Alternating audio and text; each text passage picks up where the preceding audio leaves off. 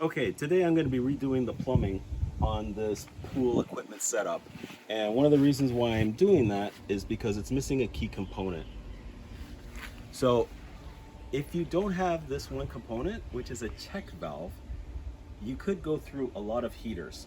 And that's been the case with this equipment. So what a check valve does is basically just keep water going only in one direction. It doesn't allow water to go backwards. So when the pool timer kicks in and you shut off your equipment, let's say for a few hours, the water can flow backwards. So why is this a big deal? So in this flow, you'll see that the water comes from the pool, drawn from the pump, goes through the filter, and then back through the heater before it hits the salt chlorinator, returning to the pool. Now, we need a check valve here so that when the pool equipment stops running, the pump stops running, all of that super chlorinated water doesn't flow backwards through the heater and then thus burning out the heater element. So this is going to be a key component, but we're going to take the opportunity to redo all the plumbing at the same time.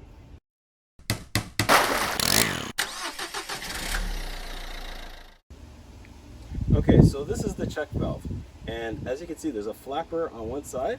It's just spring loaded, so that when the pump is running, it'll allow the water to pass through. The spring kind of sets back, but then when the pump shuts off, it closes, so the water won't flow back. So we're going to install this right here, and that'll keep the flow from the salt chlorinator coming back through the heater element.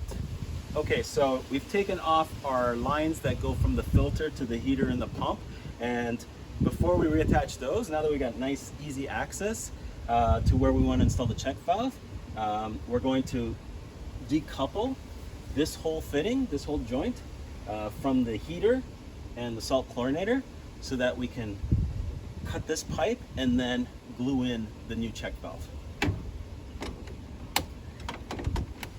Okay, so we've cut away the piece of straight section from the joint where we're going to put in the check valve, and I've already just sort of dry fitted it in.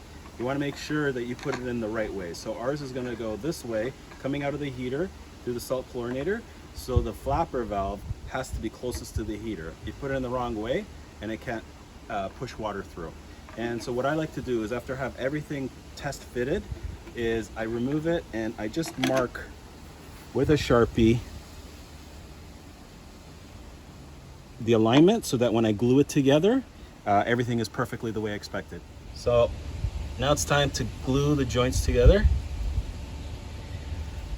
And I'm using a special transition cement because this is ABS plastic and this is PVC. So you can't use the PVC glue for this part. Put a generous amount on. Okay. Put my fitting together. Check my lines that I marked with my Sharpie. And now I hold them. The reason why you hold it with any plumbing, even indoor plumbing, is that there's a tendency actually for the cement to push the parts apart. So just hold them for about 20-30 seconds and you're done. Okay, so I've finished all my plumbing. I've waited and let the glue set overnight and started up the filter and the pump's running. Check for any leaks. I don't have any leaks and I'm quite happy. Check valve installed.